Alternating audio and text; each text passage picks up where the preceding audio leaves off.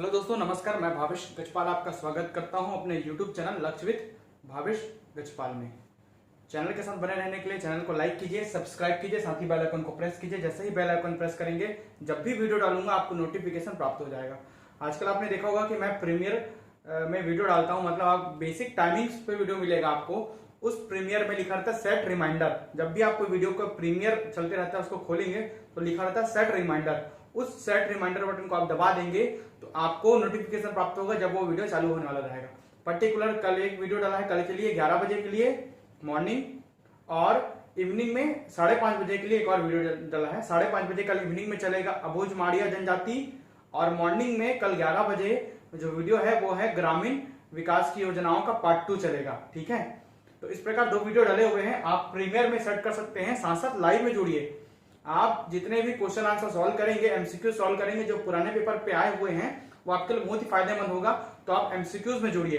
जैसे कि आज मैं नया टॉपिक पढ़ाने जा रहा हूं छत्तीसगढ़ की ज्योग्राफी संबंधित, भौगोलिक संरचना संबंधित। तो उसमें आज मैं पढ़ाऊंगा छत्तीसगढ़ में मिट्टियां। ये मिट्टियों का पार्ट 1 है। बेसिकली 2 पार्ट में मैं कवर करने की कोशिश करूंगा, क्योंकि 5 ही मिट्टी है। तो एक पार्ट में मैं 2 मिट्टियों को पढ़ाऊंगा, अगले पार्ट में 3 मिट्टियों को पढ़ाऊंगा। 2 पार्ट में पूरे आपके मिट्टियां खत्म हो जाएगी। और ये सभी मानक पुस्तक से है, हिंदी ग्रंथ अकेडमी की पुस्तक मानक पुस्तक से ही सभी तैयार करता हूं। मैं हर कंटेंट मानक पुस्तकों से ही तैयार करता हूं। उल जलूल कोई भी मार्केट में जो पुस्तक मिलती है उससे नहीं है। आप सभी जो कंटेंट को मानक और ऑथेंटिक मान सकते हैं। ठीक है, चलिए आगे बढ़ते हैं। पहली मिट्टी को आज हम लोग पढ़ेंगे। ठीक है, जो क्रम देता है मानक पुस्तक में, जैसे बाकी पुस्तक में पढ़ोगे तो लाल पीली मिट्टी पढ़ते हो, लेकिन हम लोग आज पढ़ेंगे कन्हार या काली मिट्टी से चालू करेंगे। यही से चालू किया जाता है, क्योंकि ये सबसे निचले स्तर पर होता है। इसी के बाद आप लाल काली मिट्टी, उस मटासी, और उसके बाद भाटा मिट्टी को पढ़ते हैं। ठीक है, तो क्रम होता है कुछ मिट्टियों को पढ़ने का, आप उसको समझिए। तो कन्हार या काली मिट्टी को सबसे पहले आज पढ़ेंगे। बेसाल्ट युक्त लावा के ठंडे होने से लेटेराइट और लेटेराइट से अपरदन से कन्हार मिट्टी का निर्माण हुआ है, अर्थात काली मिट्टी का निर्माण हुआ। अब ये क्या बोला, देखिए, जब धरती से बिग बैंग थ्योरी हुई थी तो लावा धरती से बाहर निकले। वो लावा नीचे कोर में गर्म थे, बाहर निकले तो ठंडे हो गए, वातावरण में जम गए तो उनसे बनता है लेटेराइट मिट्टी, जिससे एल्यूमिनियम की मात्रा पाई जाती है। जैसे कि पठारी इलाका बोलते हैं, जैसे कि भारत के दक्कन का पठार पूरा लावा के ठंडे होने से बना है। वैसे ही छत्तीसगढ़ में बहुत सारा क्षेत्र है, ठीक है, काली मिट्टी का। तो ये लावा के ठंडे होने से बनता है लेटेराइट मिट्टी। और जब लेटेराइट मिट्टी में अपक्षय अपरदन होता है, हवा पानी तूफान सबसे घिरेंगे, लाखों सालों से घिसते आ रहे हैं, तो घिसने की क्रिया के परिणाम स्वरूप, ठीक है, जो छिलन बस्ती है वो काली मिट्टी कहलाती है। क्योंकि ये लावा से है तो जल गया तो इसका रंग क्या होगा, काला होगा। इसलिए इस मिट्टी का नाम क्या है, काली मिट्टी। जल गया तो जीवाश्मों का अभाव रहेगा। सब पढ़ाऊंगा आगे। इसमें चीका या क्ले की मात्रा 50 से 55% होती है। चिकना होता है क्ले, एकदम ज्यादा चिपचिपा, क्योंकि जल गया है, भुरभुरा हो गया है, एकदम राख जैसा हो गया है। तो इसमें चीका या क्ले की मात्रा 50 से 55% होती है। ये क्वेश्चन आ चुका है। ठीक है, आगे बढ़ते हैं। अधिक चिकनी व जल धारण क्षमता सर्वाधिक होती है। चूंकि चिकना होता है इसलिए जल को एकदम ऑब्जर्व कर लेता है। सर्वाधिक चिकनी होती है और जल धारण क्षमता भी सर्वाधिक इसी मिट्टी में होती है। छत्तीसगढ़ को 5 मिट्टियों में बांटा गया है। इनमें से पहली मिट्टी हम पढ़ रहे हैं। तो 5 मिट्टियों में से सर्वाधिक जल धारण क्षमता काली या कन्हार मिट्टी की होती है। नदी घाटियों में ये मिट्टी मिलेंगी। छत्तीसगढ़ के जहां पर नदियां बहती हुई नदी घाटियों में मिट्टी मिलती है, क्योंकि जो क्षेत्र थे बेसाल्ट युक्त लावा वाले क्षेत्र, वहां से नदियां निकली है और नदियों के घाटियों के आसपास ये मिट्टी जमा हो गई है।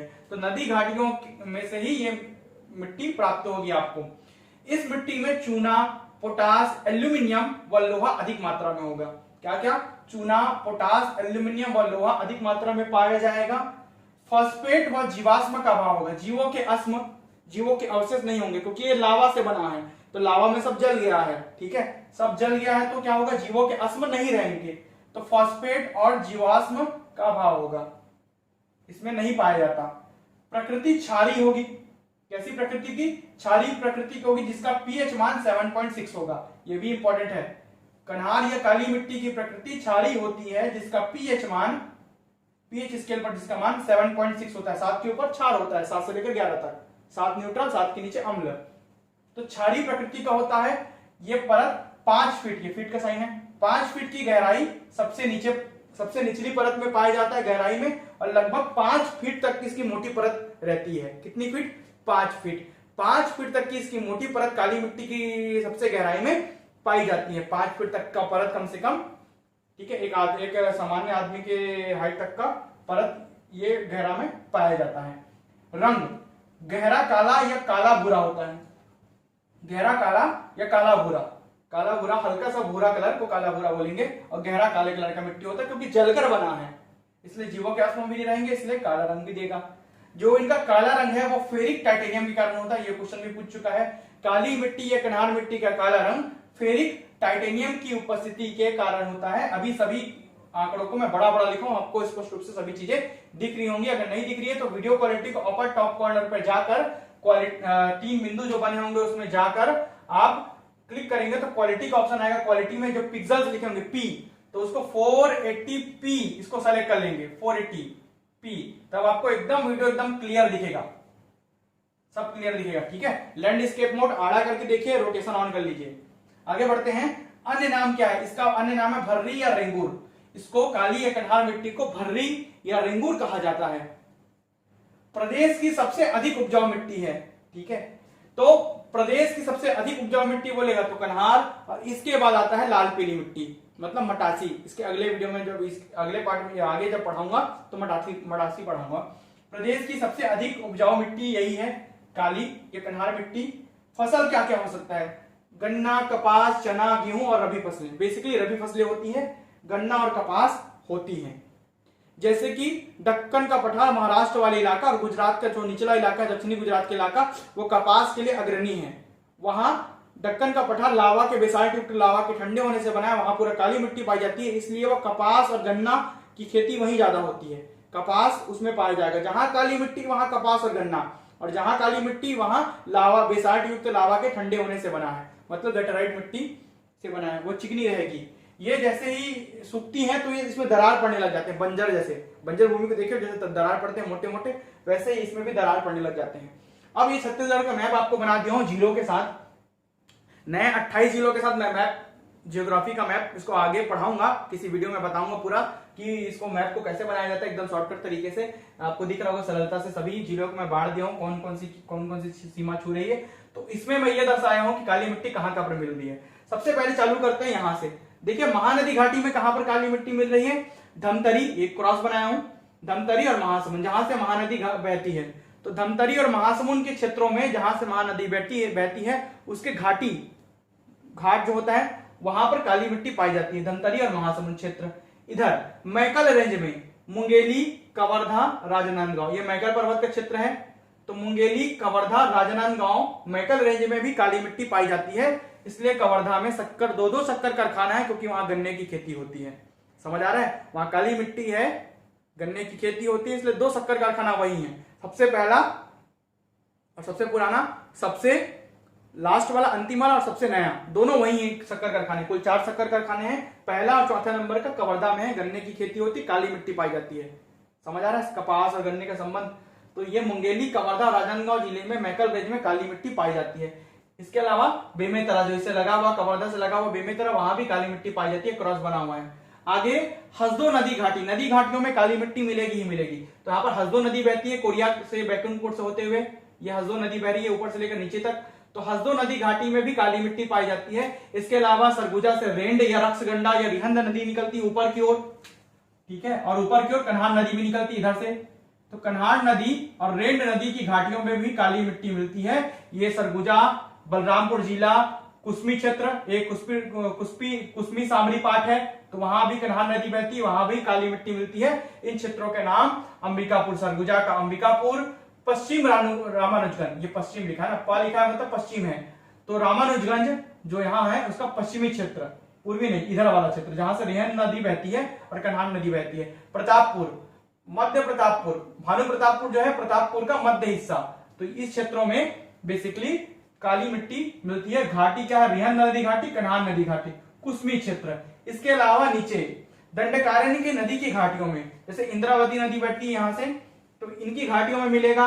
यहां से आपका कौन सा सबरी नदी बहती है, तो उसकी भी घाटियों में काली मिट्टी कुछ कुछ जगहों पर मिलती है, यहां पर कम मिलती है लेकिन मिलती जरूर है।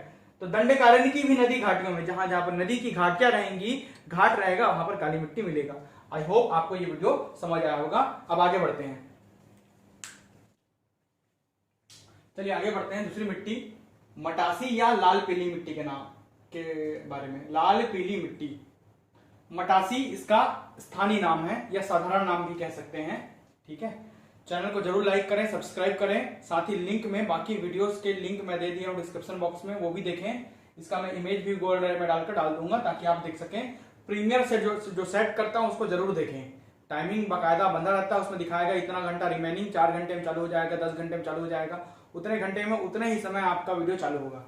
आगे बढ़ते हैं। मटासी या लाल पीली मिट्टी में छत्तीसगढ़ के लगभग 50 से 55% हिस्सों में यही मिट्टी पाई जाती है।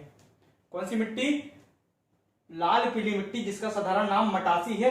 50 से 55% हिस्सों में यही मिट्टी पाई जाती है। मतलब बेसिकली छत्तीसगढ़ के मैदान में, पूरे छत्तीसगढ़ के मैदान अर्थात महानदी बेसिन, महानदी बेसिन को ही क्या बोलते हैं? छत्तीसगढ़ का मैदान इलाका कहा जाता है। यही पूरी मिट्टी पाई जाती है छत्तीसगढ़ के मैदान में। मतलब जिस पर छत्तीसगढ़ चल रहा है, जिस धान की खेती छत्तीसगढ़ करता है, वो इसी मिट्टी पे, इसी लाल पीली मिट्टी पर करता है। लाल और पीला रंग फेरस ऑक्साइड Fe2O3 और फेरिक ऑक्साइड Fe3O4 के कारण होता है। फेरस ऑक्साइड और फेरिक ऑक्साइड की उपस्थिति के कारण इसका लाल और पीला रंग होता है। जैसे उसमें फेरिक टाइटेनियम के कारण काला रंग होता है, वैसे इसमें फेरस ऑक्साइड और फेरिक ऑक्साइड के कारण बेसिकली लोहे के ऑक्साइड्स ही हैं। लोहे की मात्रा अधिक होती है, जैसे कि फेरस और फेरिक है। फेरस मतलब आयरन, ठीक है, लोहा। लोहे की मात्रा इसमें अधिक होती है। इसके साथ साथ भी इसमें चूना भी पाया जाता है कुछ मात्रा में, क्योंकि ये जो महानदी बेसिन वाले इलाका, छत्तीसगढ़ के मैदान वाला इलाका है, इसमें चूना पत्थर की प्रधानता है। और इसी इलाकों में, इन्हीं जो क्रॉस जितने बने इलाके हैं, इन्हीं इलाकों में क्या मिलता है? लाल पीली मिट्टी मिलती है। तो चूना जाहिर सी बात है इसमें पाया ही जाएगा। जब पूरा ज्योग्राफी आप पढ़ लेंगे ना, कहां से कैसे प्राकृतिक बनावट है, कहां चूना मिलता है, कहां लोहा मिलता है, तो वो आपको ऐसे ही समझ आना चालू हो जाएगा। प्रदेश की लगभग 30% कृषि इसी मिट्टी से होती है। याद रखिएगा, 50 से 55% भाग में ये मिट्टी पाई जाती है। इसलिए प्रदेश में जो 30% खेती है वो इसी मिट्टी पर होती है। इस खेती में जो फसल का उत्पादन होता है वो कौन कौन सा फसल? धान, अलसी, ज्वार, मक्का, तिल। धान देखिए, धान, अलसी, ज्वार, मक्का, तिल आदि, इन्हीं सभी फसल जो है इसी मिट्टी पर उगाए जाते हैं। मतलब पूरी अर्थव्यवस्था इसी मिट्टी की है, ऐसी मिट्टी पर, ऐसा मान सकते हो। महानदी और मांड नदी की घाटी में यह प्रमुख रूप से मिलती है। महानदी की घाटी मतलब जैसे महानदी धमतरी से निकलती है और ऐसे घूमते हुए जाती है, ठीक है, उड़ीसा की ओर। और मांड नदी घाटी जो यहाँ से, ठीक है, मैनपट पर्वत से निकलती है और नीचे की ओर आती है, उनकी घाटियों में जहां पर कोयला मिलता है, मतलब बेसिकली गोंडवाना शैल समूह वाला हिस्सा, जहां पर गोंडवाना चट्टानें मिलेंगी वहीं पर कोयला मिलेगा। और महानदी घाटी और मांड नदी घाटी वो कोयला क्षेत्र है जहां पर मटासी या लाल पीली मिट्टी मिलती है, जहां पर कोयला प्राप्त होता है। मतलब गोंडवाना शैल समूह वाले क्षेत्र में ही मटासी मिलती है, ऐसा मान सकते हो आप। महानदी और मांड नदी घाटी क्षेत्र में उत्तम किस्म की मिट्टी मिलती है। सबसे उत्तम किस्म का मटासी इन्हीं दोनों घाटियों में मिलेगा, चाहे वो महानदी हो चाहे मांड हो। मतलब गोंडवाना वाले क्षेत्र में गोंडवाना से कोयला निकाला जाता है। जहां पर जीवो क्या होंगे? गोंडवाना में जीवो क्या अवशेष, तभी तो कोयला ईंधन है, मतलब जीव जलने वाले हैं, ठीक है। उसके राख नहीं बने, जीवाश्म की उपस्थिति होती है, जीवाश्म की अनुपस्थिति नहीं है, इसमें उपस्थित होते हैं तभी तो जलते हैं, तभी तो कोयला है, तभी तो वो गोंडवाना है। इसलिए ये फसल भी उत्पादन करता है ज्यादा। इसका क्रम कैसे जमाएंगे आप? कन्हार जो काली मिट्टी इसके पहले पढ़ाया, सबसे नीचे रहता है, 5 फीट का लेयर रहता है सबसे नीचे। उसके ऊपर रहता मटासी लाल पीली मिट्टी, उसके ऊपर रहता भाटा लेटराइट मिट्टी, जो भाटा मुर्मी टाइप से बिछाते हैं लेटराइट मिट्टी, इसके बाद पढ़ाऊंगा मैं आगे, तो वो उसके ऊपर रहता है। ये इसका क्रम है, सबसे नीचे कन्हार मिट्टी रहेगा जमीन के नीचे, उसके ऊपर मटासी, उसके ऊपर भाटा रहता है। अब कहां कहां ये छत्तीसगढ़ में पाया जाता है, मैप में आपको दिखा दिया हूं। महानदी बेसिन छत्तीसगढ़ के मैदान में, इन क्षेत्रों में धमतरी, जहां जहां पर महानदी बैठी है, जहां जहां पर धान की खेती होती है, धमतरी, रायपुर, दुर्ग, बेमेतरा, थोड़ा सा कवर्धा एकदम चौहत्तर वाला हिस्सा जहां पर से बेमेतरा मिलता है। बिलासपुर क्षेत्र, बिलासपुर के मैदान में जहां पर धान की खेती होती है, कोरबा के मैदान में और रायगढ़ के मैदानों में। जांजगीर चांपा तो सूखाग्रस्त इलाका है, तो रायगढ़ के मैदानों में, सांसद महासमुंद के मैदानी इलाकों में इसकी खेती होती है। ये मिट्टी पाई जाती है जहां पर धान की खेती होती है और जहां पर चूना पत्थर मिलता है। ये गोल जैसे इलाका दिख रहा है, ये पूरा महानदी बेसिन का इलाका जहां पर कौन सी मिट्टी मिलती है? लाल पीली मिट्टी मिलती है। इसके अलावा ऊपरी इलाके जहां पर सूरजपुर का मैदान आता है, प्रतापपुर आता है, पूर्वी सीतापुर, सरगुजा वाला इलाका, पूर्वी सीतापुर, प्रतापपुर का इलाका, दक्षिणी अंबिकापुर, अंबिकापुर का दक्षिण मतलब नीचे, ये गोल वाले इलाके, ये इलाके जहां पर मैदानी इलाके हैं, दक्षिणी अंबिकापुर, पूर्वी सीतापुर, सीतापुर का पूर्व हिस्सा, दक्षिण अंबिकापुर का दक्षिणी हिस्सा और प्रतापपुर हिस्सा, साथ साथ सूरजपुर हिस्सा, यहां पर भी लाल पीली मिट्टी मिलती है। इसके अलावा कोटरी के मैदान में, ये कोटरी नदी जब यहां से निकलती है और नारायणपुर में जाकर मैदान का निर्माण करती है, तो वहां पर भी कोटरी, जिसको परलकोट नदी बोलते हैं, कोटरी के मैदान में भी आपका क्या मिलेगा? लाल पीली मिट्टी। इंद्रावती नदी जब यहां पर बहती है तो वो भी आसपास मैदान का निर्माण करती है, ठीक है। तो यहां पर भी इंद्रावती के मैदान में भी लाल पीली मिट्टी मिलती है। सबरी के मैदान, सबरी नदी यहां से निकलती है, ऐसे बहती है नीचे की ओर, तो यहां पर भी क्या मिलेगा आपको? लाल पीली मिट्टी मिलेगी, अर्थात मटासी मिट्टी मिलेगी। इसका स्थानीय नाम मटासी है। आई होप ये आपको समझ आया होगा। सभी मानक पुस्तक हिंदी गणित अकेडमी की पुस्तक तथा कुछ और अन्य पुस्तकों से मिलाकर बनाया हुआ हूं। धन्यवाद। अब देखते हैं तीसरी मिट्टी। तीसरी मिट्टी का नाम है डोरसा मिट्टी। स्थानीय नाम है इसका डोरसा, इसका कोई अन्य नाम नहीं है, इसको डोरसा ही मिट्टी बोलते हैं।